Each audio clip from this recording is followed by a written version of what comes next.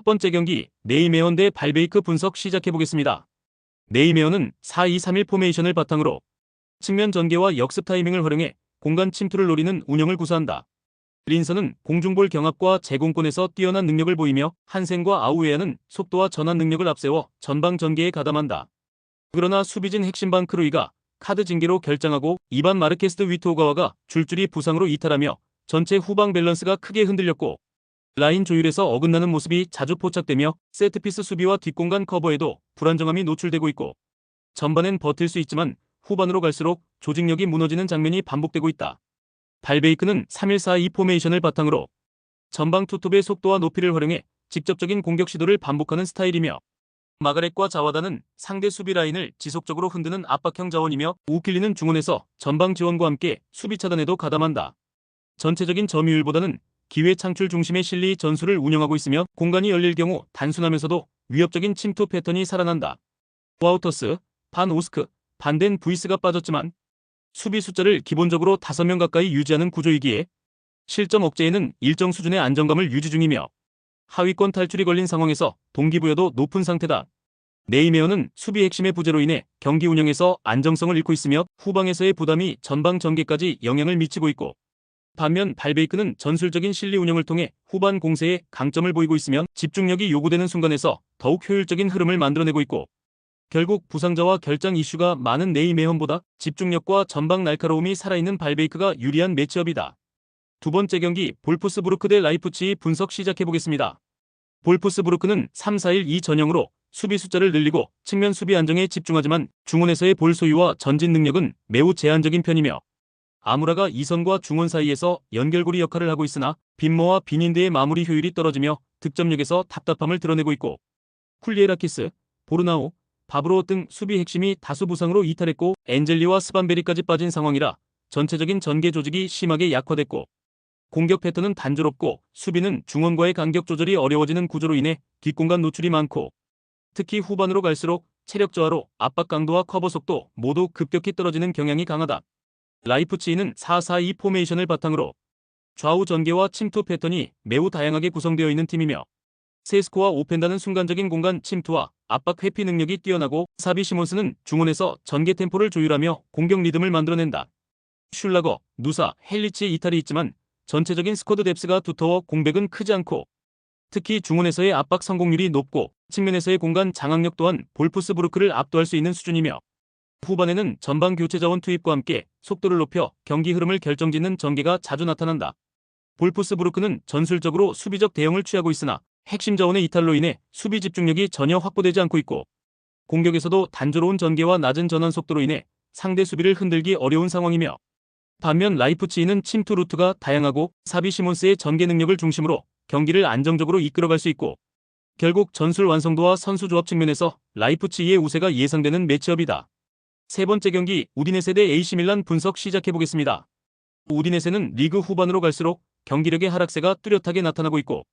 최근 3연패에 빠지며 수비 집중력과 결정력 모두 흔들리고 있으며 특히 중원 전력 붕괴가 치명적이며 투레와 산체스의 이탈로 인해 볼 배급과 압박 저지력이 약화되었고 공수 전환 속도 역시 크게 떨어진 상태고 루카 마이너스 브라보 투톱 조합은 제공권과 활동량에서는 준수하나 상대 진영에서의 마무리 능력은 여전히 과제고 또한 전방 압박의 완성도가 낮아 상대팀이 쉽게 전진할 수 있는 구조적 한계도 드러나고 있다. AC밀란은 시즌 중반 주춤했지만 최근 들어 측면 공격의 회복과 요비치의 전방 연계 플레이가 살아나며 상승세를 타고 있고 하파엘 레앙은 1대1 돌파와 찬스 창출에 특화되어 있고 풀리식은 공간 활용과 침투 타이밍에서 안정감을 더해주는 자원이며 에메르송 로얄과 로프터스 마이너스 치크의 결장은 아쉽지만 중앙 미드필더들의 압박력과 수비 전환 속도는 여전히 강점으로 작용한다. 세트피스 상황에서도 수비 집중도가 높고 리드를 잡았을 때 경기 운영 능력은 우디네세보다 확실히 앞선다. 우디네세는 부상자 누적으로 정상적인 경기 운영이 불가능한 상태이며 수비 안정감마저 무너지고 있고 밀란은 측면 조합과 전방 연계가 살아난 상황에서 이번 원정에서도 확실한 우세를 점할 수 있는 흐름이며 전반적인 경기 구조에서 AC밀란이 우디네세를 압도할 가능성이 높다. 네 번째 경기 랑스 대 랭스 분석 시작해보겠습니다. 랑스는 3-4-1-2 포메이션을 기반으로 높은 점유율과 측면 연계를 중심으로 경기를 풀어나가는 팀이며 사이드는 박산에서의 포지셔닝 감각이 뛰어나고 소토카는 활동량과 침투 타이밍으로 상대 뒷공간을 집요하게 파고든다. 자루리는 이성과 측면을 오가며 템포 조절과 전개 연결의 중심을 맡고 있고, 엘 아이나위가 징계로 결장하고 그아디, 아그보니포, 패트리치 등 다수 자원이 부상으로 빠져 있지만 홈에서는 전개 완성도가 높고 특히 300구조에서의 전방 압박과 측면 수적 우위 확보를 통해 경기 주도권을 효과적으로 가져오는 장면이 많다. 랭스는 수비적인 5-4-1 전형을 바탕으로 역습 전개에 집중하지만 최근 들어 핵심 수비수 이탈이 전술 밸런스에 큰 영향을 주고 있고, 이브라임은 전방에서 제공권을 기반으로 버텨주는 역할을 하며 이토와 나카무라는 빠른 침투와 공간 활용 능력을 보여주지만 기본적으로 볼 소유 시간과 공격 전개 템포가 낮아 지속적인 득점 루트를 만들기는 어렵고, 주전 수비수 키프에가 징계로 결장하고 모스카르도, 포파나, 카드라 등 중원 자원의 이탈로 인해 수비 공격 전환 시의 흐름이 단절되고 있고,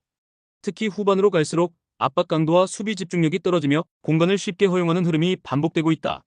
랑스는 후방 빌드업과 측면 전개에서 강점을 가지며 경기 운영 면에서도 한 수위의 흐름을 유지하고 있고, 반면 랭스는 징계와 부상 누적으로 인해 수비 조직력 유지가 어렵고 공격 전환 속도와 연결 과정에서 결정적인 한계를 보이고 있고, 결국 조직력과 공간 활용 모드에서 랑스가 유리한 구도를 형성할 가능성이 높다. 다섯 번째 경기 벌리 대 노리치 분석 시작해보겠습니다. 벌리는 4-4-1 포메이션을 기반으로 안정된 수비 라인과 중원 압박을 중심으로 경기를 풀어가는 전형적인 실리 축구를 구사한다. 포스터는 박스 근처에서의 연계와 득점 타이밍 감각이 뛰어나며 브라운힐과 앤서니는 중원에서 활동량과 압박을 통해 템포를 조절하는 역할을 맡고 있고, 다수의 부상자 이탈로 인해 측면 조합과 세트피스 타이밍에 변화가 있긴 하지만 홈 경기에서는 밀집 수비 후 역습 루트 완성도가 높고, 특히 홈에서는 조직적인 수비와 빠른 트랜지션을 통해 경기 흐름을 끊지 않고 이어가는 능력이 탁월하다. 노리치는 4-2-3-1 포메이션을 바탕으로 하프라인 부근에서 점유율을 확보하고 사전태의 결정력에 의존하는 공격 패턴이 주를 이룬다. 볼하는 측면 돌파와 전환 플레이에서는 강점을 보이나 중앙 미드필더의 수비 지원과 빌드업 연계가 부족해 전체 전개가 끊기는 경우가 많고, 스프링겟, 포사이제, 도일 등 중원 자원들의 줄부상은 수비적 균형 붕괴로 이어지고 있으면 특히 원정 경기에서는 전술적 집중력이 크게 떨어지며 후반 집중력 저하로 인한 실점이 반복되고 있다. 노리치는 시즌 내내 원정에서 수비 집중력이 떨어지며 다수의 실점을 허용하고 있고 중앙 밸런스의 무너짐으로 인해 사전투와 보라의 개인기 의존도가 지나치게 높아지고 있고, 반면 벌리는 홈에서 전개와 마무리 흐름이 잘 연결되며 수비 전환 시 안정감이 크고, 결과적으로 경기 전반의 안정성과 후반 집중력에서 앞선 벌리가 유리한 매치업이다. 여섯 번째 경기 발렌시아 대 세비야 분석 시작해보겠습니다. 발렌시아는 최근 리그에서 2연승을 거두며 조직적 수비 안정과 빠른 역습 전개를 중심으로 경기력이 반등 중이며 5-4-1 포메이션을 기반으로 하여 수비 시 라인을 단단히 내리고 상대 전방을 차단하는 밀집 전술이 잘 작동하고 있고, 디에고 로페스는 빠른 침투와 활동량을 갖춘 측면 자원이며 사디크는 제공권과 연계 플레이 모두에 능해 전방에서의 버팀목 역할을 수행한다. 하비게라는 이선에서의 왕성한 활동량과 압박을 통해 미드필드 전투에서 강점을 보이며 전체적으로 후방 안정과 공격 효율의 밸런스가 안정된 흐름을 유지 중이다. 세비야는 최근 리그 3연패에 빠지며 공격의 창의성 부족과 수비 집중력 저하가 동반된 최악의 흐름을 보이고 있고, 로메로와 루케바키오의 전방 조합은 활로를 열어가려는 시도는 있으나 결정력 부족과 찬스 소모가 반복되고 있고, 중원에서도 애덤스의 이탈로 인해 수비 커버 범위가 줄어들었고 수비 라인도 바르가스와 페드로사의 부상 공백으로 라인 조율이 매끄럽지 않고 전체적으로 실점 후 경기 운영 능력이 무너지는 패턴이 반복되며 역전 가능성도 매우 낮은 팀 분위기다. 발렌시아는 홈 경기에서 뚜렷한 조직적 완성도와 경기 운영의 안정감을 보여주고 있으면 세비야는 팀 분위기와 전술 응집력 모두 붕괴된 상황이며 전체적인 흐름과 완성도에서 발렌시아가 승리를 거둘 가능성이 높다.